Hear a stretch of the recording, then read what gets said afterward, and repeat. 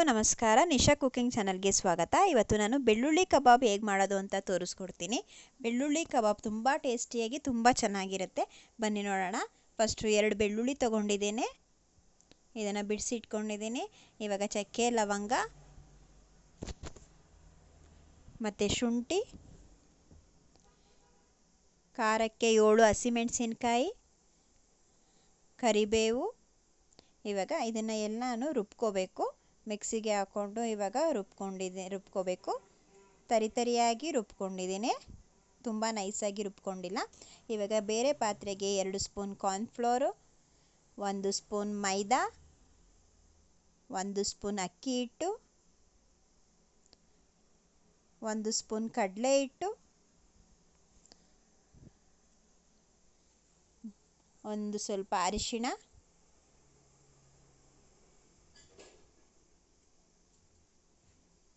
ರುಚಿಗೆ ತಕ್ಕಷ್ಟು ಉಪ್ಪು, ಸ್ವಲ್ಪ ಕಸ್ತೂರಿ ಮೇಥಿ, 1 ಸ್ಪೂನ್ ಎಣ್ಣೆ, ಹಾಗೆ ರುಬ್ಬಿ ಇಟ್ಕೊಂಡಿರುವಂಥ ಮಿಶ್ರಣನ ನಾವು ಇದರೊಳಗೆ ಮಿಕ್ಸ್ ಮಾಡ್ಕೋಬೇಕು.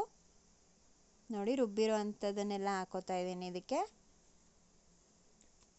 ಇವಾಗ ಇದಕ್ಕೆ ಮೊಸರನ್ನ ಹಾಕೋಬೇಕು. ಸ್ವಲ್ಪ ಮೊಸರು ಮತ್ತು 1 ಮೊಟ್ಟೆನ ಒಡೆದು ಹಾಕೋಬೇಕು. ಇವಾಗ ಇದನ್ನು ಎಲ್ಲನೂ ಚೆನ್ನಾಗಿ ಮಿಕ್ಸ್ ಮಾಡ್ಕೋಬೇಕಾಗತ್ತೆ. ನೋಡಿ, ಈ ರೀತಿ ಚೆನ್ನಾಗಿ ಮಿಕ್ಸ್ ಮಾಡ್ಕೋಬೇಕು, ಎಲ್ಲ ಹೊಂದ್ಕೋಬೇಕು. ನೋಡಿ, ಇದನ್ನು ಸ್ಪೂನಲ್ಲಿ ಎಣ್ಣೆ ತಿರುಗಿಸಿ ಚೆನ್ನಾಗಿ ಮಿಕ್ಸ್ ಮಾಡ್ಕೋಬೇಕು, ಕಲಿಸ್ಕೋಬೇಕು. ನೋಡಿ, ಈ ರೀತಿ ಆಗತ್ತೆ.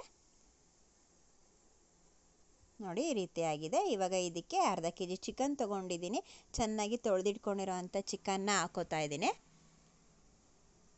ಈಗ ಅದನ್ನು ಹಾಕ್ಕೊಂಡು ಆ ಮಿಶ್ರಣ ಜೊತೆಗೆ ಚೆನ್ನಾಗಿ ಚಿಕನ್ನ ಮಿಕ್ಸ್ ಮಾಡ್ಕೋಬೇಕು.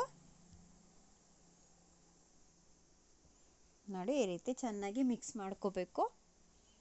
ಈಗ ಮಿಕ್ಸ್ ಮಾಡ್ಕೊಂಡಿದ್ದೀನಿ. ಇದನ್ನು ಒಂದು ಅರ್ಧ ಗಂಟೆ ನೆನೆಯೋಕ್ಕೆ ಬಿಟ್ಬಿಡಬೇಕು. ಆವಾಗ ಅದು ಚಿಕನ್ ಜೊತೆ ಚೆನ್ನಾಗಿ ಮಿಕ್ಸ್ ಆಗುತ್ತೆ. ಈಗ ಅರ್ಧ ಗಂಟೆ ಆಗಿದೆ.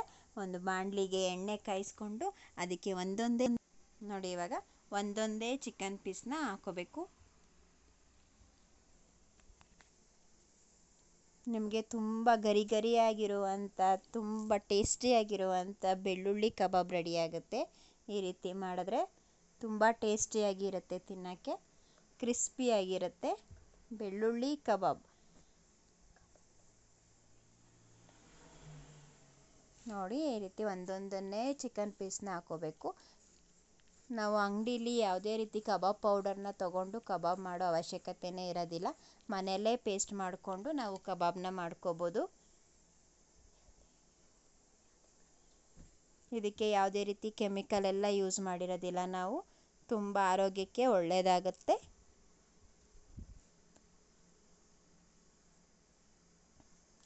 ನೋಡಿ, ಈ ರೀತಿ ಚೆನ್ನಾಗಿ ಬೇಯಿಸ್ಕೋಬೇಕು. ಈಗ ಒಂದು ಕಡೆ ಬೆಂದಿದೆ. ಇವಾಗ ಅದನ್ನು ಹಾಕಿ ಮತ್ತೆ ಇನ್ನೊಂದು ಕಡೆ ಬೇಯಿಸ್ಕೊಳ್ಳೋಣ ಚೆನ್ನಾಗಿ. ನೋಡಿ, ಈ ಥರ ತೆಗಿಬೇಕು.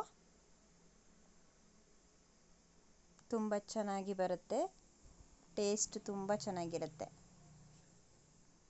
ನೋಡಿ, ಈ ಥರ ಚೆನ್ನಾಗಿ ಬೇಯಿಸ್ಕೋಬೇಕು.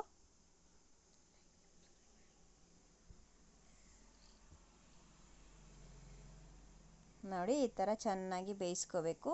ಈ ಬೆಳ್ಳುಳ್ಳಿ ಕಬಾಬ್ ನಿಮಗೆ ನೀವು ಮನೇಲಿ ಮಾಡಿಕೊಂಡು ಟ್ರೈ ಮಾಡಿ ನೋಡಿ. ನಿಮಗೆ ಇಷ್ಟ ಆದರೆ ಕಮೆಂಟ್ ಮಾಡಿ ಚೆನ್ನಾಗಿದೆಯಾ ಇಲ್ವಾ ಅಂತ ತಿಳಿಸಿ. ನೀವು ಮಾಡ್ಕೊಂಡು ತಿನ್ನಿ, ಚೆನ್ನಾಗಿರುತ್ತೆ, ಹೆಲ್ದಿಯಾಗೂ ಇರುತ್ತೆ, ಟೇಸ್ಟಿಯಾಗೂ ಇರುತ್ತೆ. ನೋಡಿ, ಬೆಳ್ಳುಳ್ಳಿ ಕಬಾಬ್ ರೆಡಿ ಆಗ್ತಾಯಿದೆ. ನೋಡಿ, ಇವಾಗ ಚೆನ್ನಾಗಿ ಬೆಂದಿದೆ. ಇವಾಗ ನಾವು ಇದಕ್ಕೆ ಸ್ವಲ್ಪ ಕರಿಬೇವನ್ನ ಹಾಕ್ಕೊಳ್ಳೋಣ. ನೋಡಿ, ಕರಿಬೇವನ್ನ ಎಣ್ಣೆಗೆ ಹಾಕ್ಕೊಳ್ಳೋಣ. ಚಟಪಟ ಚಟಪಟ ಅಂತ ಸಿಡಿತಾ ಇದೆ.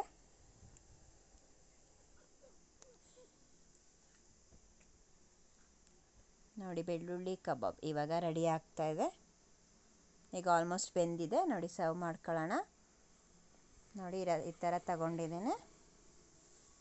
ನೋಡಿ, ಬೆಳ್ಳುಳ್ಳಿ ಕಬಾಬ್ ರೆಡಿಯಾಗಿದೆ.